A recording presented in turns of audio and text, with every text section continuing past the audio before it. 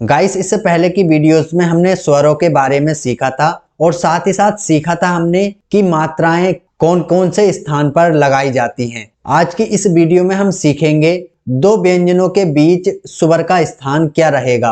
तो गाइस, जैसा कि आप यहाँ स्क्रीन पर देख पा रहे हैं, दो व्यंजनों के बीच स्वर का स्थान। जब दो व्यंजनों के बीच में स्वर आता है तो प्रथम और द्वितीय स्थान पर तो यथा नियम पहले व्यंजन के पश्चात ही रखा जाता है, पर जब तीसरे स्थान पर स्वर आता है तो पहले व्यंजन के तीसरे स्थान पर न रखकर आगे आने वाले व्यंजन के पहले तृतीय स्थान पर रखा जाता है, क्योंकि यह सुविधाजनक होता है। ऐसा करने से पहले व्यंजन के बाद तृतीय स्थान की मात्रा और उसके आगे आने वाले व्यंजन के तृतीय स्थान की मात्रा में कोई उलझन नहीं पड़ती। कभी कभी ऐसा भी होता है कि दो व्यंजनों के मिलने के कारण तीसरे स्थान पर जगह नहीं बचती। इन्हीं बातों को दूर करने के लिए उपर्युक्त नियम रखा गया है। हिंदी में एक अक्षर के बाद एक ही मात्रा लगती है, इसलिए व्यंजन के पहले किसी मात्रा के आने पर डर नहीं रहता। छोटी ई की मात्रा नागरी लिपि में यद्यपि अक्षरों के पहले लगती है, पर उनका उच्चारण अक्षरों के बाद ही होता है, इसलिए संकेत लिपि में वह मात्रा व्यंजन के बाद ही रखी जाती है। ऐसे शब्दों में जहां मात्रा के बाद कोई दूसरा स्वर आता है, जैसे खाइए, पिलाइए आदि, ऐसी स्थिति में किस तरह लिखना चाहिए, इसका नियम आगे चलकर मिलेगा। देखिए पाठ द्विध्वनिक मात्राएं। तो गाइस, यहाँ पर कहा गया है कि जो हमारा व्यंजन होता है उसके जो पहले स्थान वाली मात्राएं होती हैं और जो दूसरे स्थान वाली मात्राएं होती हैं वह एज इट इज रहती हैं, लेकिन जो तृतीय स्थान की मात्रा होती है, यदि उसके साथ कोई एक और व्यंजन ऐड हुआ है तो अगले व्यंजन के पहली तरफ तीसरे स्थान पर उस मात्रा को ट्रांसफर कर दिया जाता है। जैसे कि यहाँ पर कोई शब्द लिखा हुआ है कील और उसके बाद यहाँ पर लिखा हुआ है टीका, तो इन शब्दों को हम किस प्रकार से लिखेंगे? देखिए गाइस, यहाँ पर कील शब्द लिखा हुआ है, तो यदि हम का और ला, ये हो गया हमारा कल, और इसको कील हम लिखेंगे तो जैसे कि हम जानते हैं कि ई की मात्रा हमारे तीसरे स्थान की मात्रा है और ये हमारे व्यंजन के बाद आ रही है, और ये बड़ी ई की मात्रा है तो ये मोटे बिंदु वाली मात्रा है। तो इसके लिए हम क्या करते हैं, यहाँ पर ये मात्रा हम लगाते हैं, तो ये हमारा हो जाएगा का, ई और ला, कील। लेकिन यहाँ पर कहा गया है ये जो तीसरे स्थान पर मात्रा आ रही है ये यहाँ न लगकर जो हमारा दूसरा व्यंजन है उसके पहली तरफ तीसरे स्थान पर, मतलब कि यहाँ पर ये मात्रा लगाई जाएगी। तो देखिए, यदि अब हम इसके अकॉर्डिंग यदि चलें तो यहाँ पर हम मात्रा लगा रहे हैं। यदि अब हम इसको जोड़कर लिखें तो देखिए का और फिर उसके बाद यहाँ पर ई और उसके बाद व्यंजन यहाँ पर ला, तो इसको हम कील पढ़ेंगे। और गाइस, इसको भी हम कील ही पढ़ेंगे, लेकिन यहाँ पर जैसे कि ये शब्द दिया हुआ है टीका,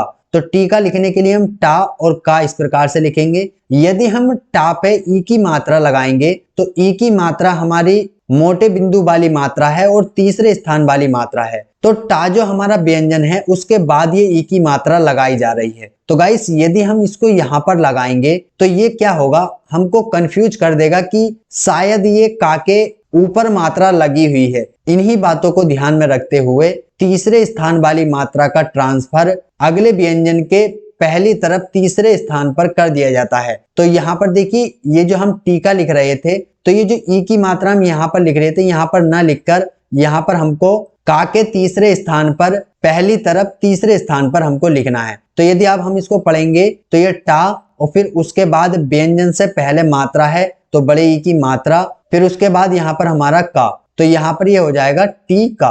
और देखिए, का के लिए एक आगे और मात्रा दी हुई है बड़े आ की, तो बड़े आ की मात्रा हम जानते हैं कि पहले स्थान की मात्रा है और ये हमारी कुछ इस प्रकार से यहाँ पर लग जाएगी। तो अब ये हमारा शब्द हो गया टी का। चलिए इसको और अच्छी प्रकार से हम समझ लेते हैं। गाइस, जैसे यहाँ पर भी इस चित्रों में बतलाया गया है, जैसे कि आपको यहाँ पर ये शब्द दिया गया है, मैंने आपको बतला दिया इस शब्द के अकॉर्डिंग, उदाहरण देकर आपको बतला दिया। यदि यहाँ पर मात्रा आएगी तो हम मैटर बनाते समय कंफ्यूज हो जाएंगे कि ये हमारी का की मात्रा है या फिर टा के ऊपर मात्रा लगी हुई है। उसी प्रकार से इस तरह का भी ये शब्द दिया हुआ है, तो यदि हम इसके तीसरे स्थान पे यहाँ पर मात्रा लगाएंगे तो देखिए हम यहाँ पर कंफ्यूज हो सकते हैं कि ये का के लिए है या फिर यहाँ पर पा के लिए हैं। तो इस प्रकार के शब्द आते हैं आगे चलकर, तो इसलिए इन सभी बातों को ध्यान में रखते हुए जो हमारे पहले व्यंजन की तीसरे स्थान की मात्रा होती है वो ट्रांसफर कर दी जाती है अगले व्यंजन के पहली तरफ तीसरे स्थान पर। चलिए और समझ लेते हैं। ऊपर के चित्र नंबर 2 के पहले संकेत में यह नहीं मालूम होता कि तृतीय स्थान मतलब कि टा के बाद है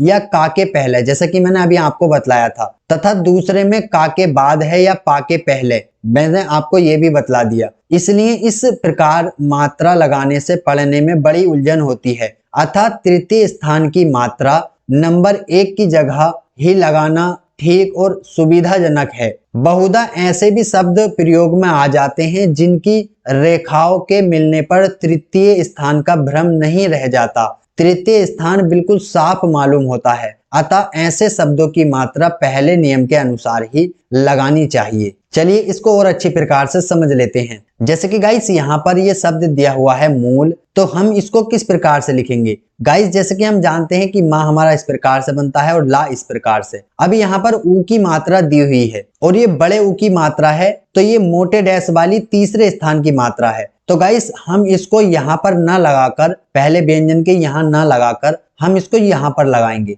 तो ये हो जाएगा हमारा माँ और ला और ये मात्रा हमारी यहाँ। अभी हम इसको यदि पढ़ेंगे तो माँ और ऊ और उसके बाद ये ला, इस तरह से हम इसको लिखेंगे। उसी प्रकार से यहाँ पर दिया हुआ है मूली, तो माँ और ला, जो ऊ की मात्रा है वो हमारे अगले व्यंजन के तीसरे स्थान पर यहाँ पर आ जाएगी, और ला के बाद ई की मात्रा है तो ई की मात्रा के लिए हम यहाँ पर ये लगा देंगे। बड़ी ई की मात्रा है मोटे बिंदु वाली तीसरे स्थान की, तो ये इस प्रकार से मूली हो जाएगा। अब आता है यहाँ पर कील, तो देखिए का और ला, का के यहाँ पर तीसरे स्थान पर ई की मात्रा आनी थी, लेकिन हमको यहाँ पर न लगाकर अगला जो व्यंजन है उसके पहली तरफ तीसरे स्थान पर इस मात्रा को, तो ये हमारा इस प्रकार से कील हो जाएगा। अभी गाइस यहाँ पर दिया हुआ है इमली, तो देखिए इमली लिखने के लिए हम किस प्रकार से करेंगे? सबसे पहले हम लिखेंगे माँ और उसके बाद लिखेंगे ला। अभी यहाँ पर देखिए जो हमारी ई की मात्रा है तीसरे स्थान वाली वो व्यंजन से पहले आ रही है, तो उसको हम यहाँ पर लिखेंगे। उसके बाद जो ला के बाद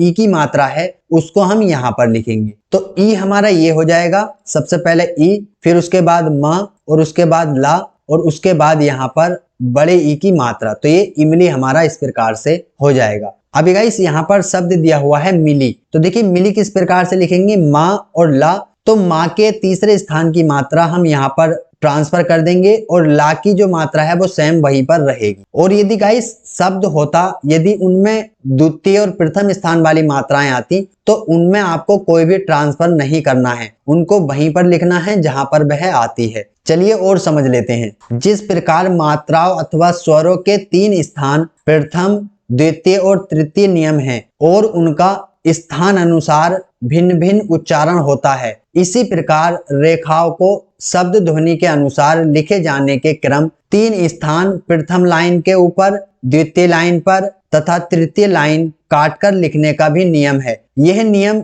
विस्तृत रूप से आगे स्वर लोप करने के नियम के अंतर्गत मिलेगा, तो इस नियम को हम आगे चैप्टर में पढ़ेंगे। तो गाइस आज की इस वीडियो में आप सीख पाए कि व्यंजन पर जो तीसरे स्थान की मात्रा लगी हुई होती है उसके साथ यदि एक और व्यंजन जुड़ा हुआ होगा तो हमको जो पहले वाले व्यंजन की मात्रा तीसरे स्थान वाली है वह दूसरे व्यंजन के पहली साइड में तीसरे स्थान पर उसको ट्रांसफर करना है। तो गाइस आज की इस वीडियो में इतना ही था। यदि आपके मन में इस वीडियो के रिगार्डिंग कोई भी कंफ्यूजन हो या फिर किसी भी तरह का कोई सवाल हो तो आप हमसे कमेंट करके पूछ सकते हैं। और गाइस यदि आपने इससे पहले की वीडियोस को नहीं देखा है तो उन सभी का लिंक मैंने वीडियो के डिस्क्रिप्शन बॉक्स में दे रखा है, आप सिंपली वीडियो के डिस्क्रिप्शन बॉक्स में जाकर उन सारी वीडियो को चेक कर सकते हैं। गाइस मिलते हैं एक और नई वीडियो के साथ, तब तक के लिए जय हिंद जय भारत।